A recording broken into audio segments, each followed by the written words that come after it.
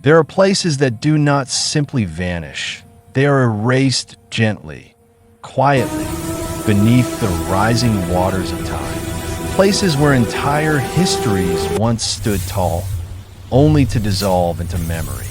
And among those places rests a city unlike any other, Old Halfa, a city carved by the Nile, enriched by ancient civilization, and ultimately surrendered to a force far greater than any empire: the floodwaters that followed the building of the Aswan High Dam.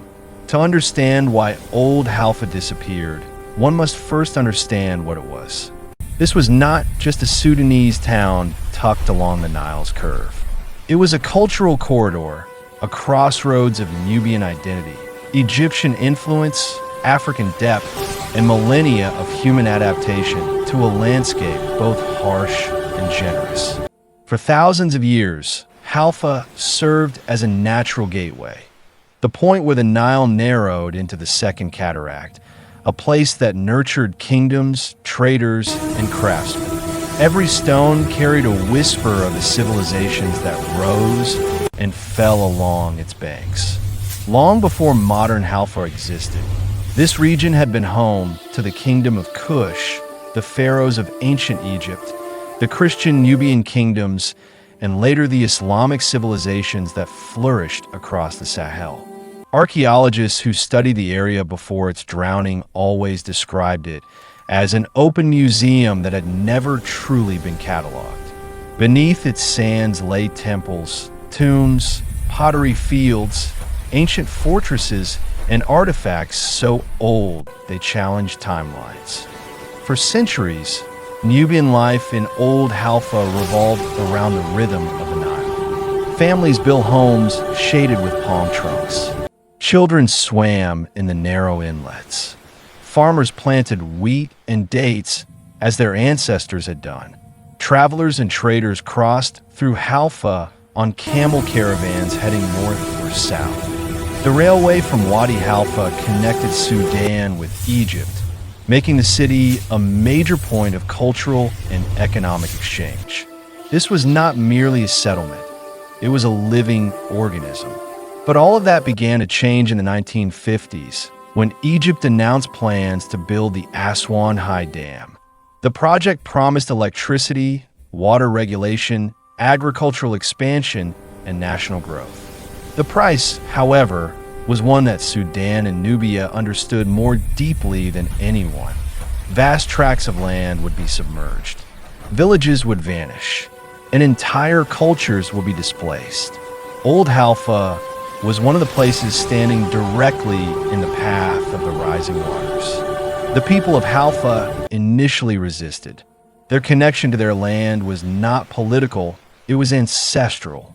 Generations had lived and died within the same radius of Earth. Their cemeteries held centuries of history. Their temples, though buried, were part of their pride.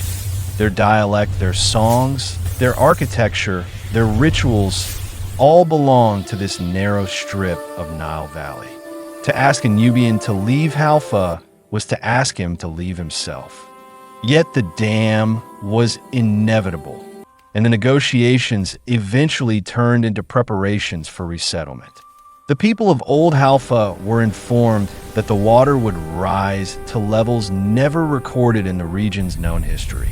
Homes, farms, landmarks, even the railway station, everything would be swallowed. The only question was when. What followed became one of the most significant forced migrations in modern Sudanese history. Entire communities were relocated to what is now known as the New Halfa Agricultural Project, hundreds of kilometers away from their homeland. The land was fertile but unfamiliar.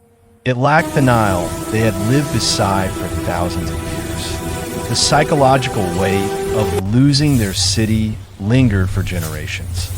As the waters slowly crept upward, archaeologists from Sudan, Egypt, Europe, and America rushed into the region.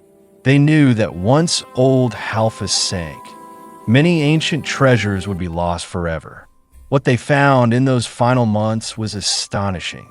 One of the most significant discoveries was the extensive field of ancient pottery scattered across Halfa's outskirts. These were not random shards. Many were whole vessels dating to the early and Middle Nubian periods. Fine blacktop ceramics, delicately incised bowls, and decorative storage jars painted with geometric designs. Their craftsmanship spoke of a sophisticated culture that mastered both utility and beauty. Some of the pottery bore the symbols of the kingdom of Kush, linking Old Halfa to the broader narrative of African antiquity. Archaeologists also documented remnants of ancient mud brick fortifications. Though weathered, these structures suggested that Halfa had once been part of a defensive network guarding the approach to Upper Egypt.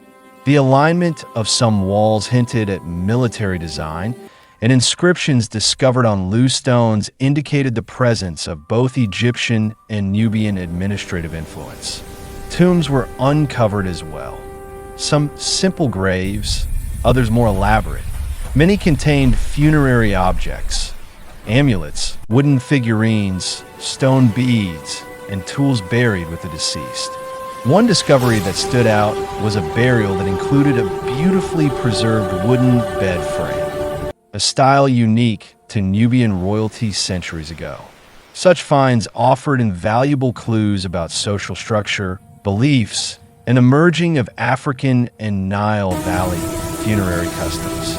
Several sites contained traces of Coptic Christian presence from the medieval Nubian kingdoms. Pieces of carved stone crosses, fragments of manuscripts, and walls of small churches with faded red pigments that once depicted biblical scenes.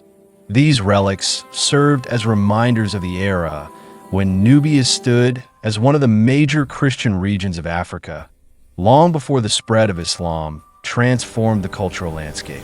There were even remains of pre-Islamic temples, foundations of stone, altars, and sections of sandstone walls etched with faint carvings of ancient deities. Though too damaged to fully reconstruct, these relics testified to the region's spiritual diversity over time. All these archaeological treasures offered glimpses into a city layered with civilizations, each adding something to the cultural mosaic of Old Halfa. But despite the global effort, not everything could be recovered. As the waters rose, archaeologists were forced to abandon entire sectors.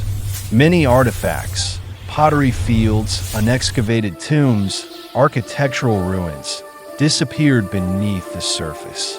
Even today, they rest at the bottom of Lake Nubia, preserved in silence. By the time the flood reached its full height, Old Halfa was gone. The date trees stood half submerged before vanishing entirely. Houses collapsed as water pressure built. The railway line faded into the lake like a memory, dissolving into mist.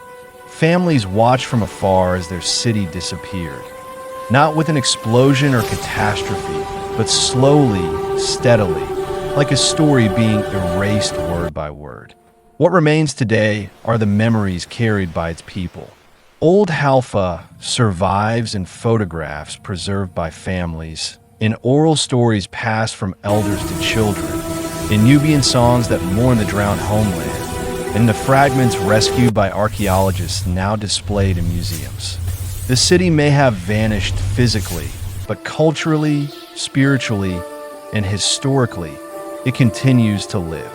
The story of Old Halfa is not just a story about a city that drowned.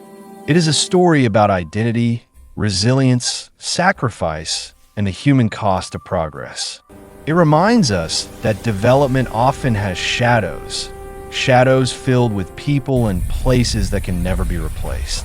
It reminds us that history is fragile, and once lost, even the strongest civilizations can become ghosts beneath the water.